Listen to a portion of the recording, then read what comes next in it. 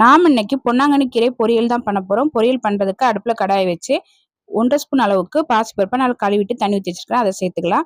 1/4 spoon மஞ்சள் தூள், 1/2 spoon அளவுக்கு ஜீரகம் சேர்த்து நல்லா வேக வச்சிடலாம். பாசிப்பருப்பு நல்லா வெந்ததும் தனியாக எடுத்து வச்சிடலாம். அதே கடாயில் எண்ணெய் ஊற்றி கடுகு, உளுத்தம்பருப்பு, ஜீரகம், 2 வரமிளகாய் கிள்ளி சேர்த்துக்கலாம். ஒரு 3 போல பச்சை மிளகாய், ஒரு 5 பல் பூண்டை கட் பண்ணி சேர்த்துக்கலாம். ஒரு பெரிய வெங்காயத்தை பொடியாக கட் பண்ணி போட்டு வதக்கி விட்டுடலாம். கொஞ்சமாக கருவேப்பிலை சேர்த்து வெங்காயத்தை லைட்டாக வதக்கிடலாம். வெங்காயம் லைட்டாக வதங்கினதும் இது கூட க்ளீன் பண்ணி வச்சுருக்கிற பொன்னாங்கண்ணி கீரையை சேர்த்துக்கலாம்.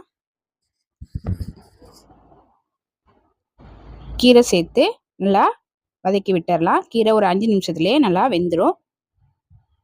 இப்போ கீரை ஒரு 5 நிமிஷத்துல நல்லா வெந்துருச்சு.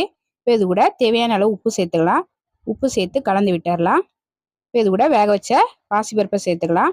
ஒரு 3 ஸ்பூன் அளவுக்கு தேங்காய் துருவல் சேர்த்து கலந்து விட்டு இறக்குனா டேஸ்டான பொன்னாங்கண்ணி கீரை பொரியல் ரெடி ஆயிடுச்சு. இந்த பொரியலை சாம்பார், ரசம், காரக்குழம்போட சைடிஷாக வச்சு சாப்பிட்டா ரொம்ப நல்லாயிருக்கும். ட்ரை பண்ணி பாருங்கள்.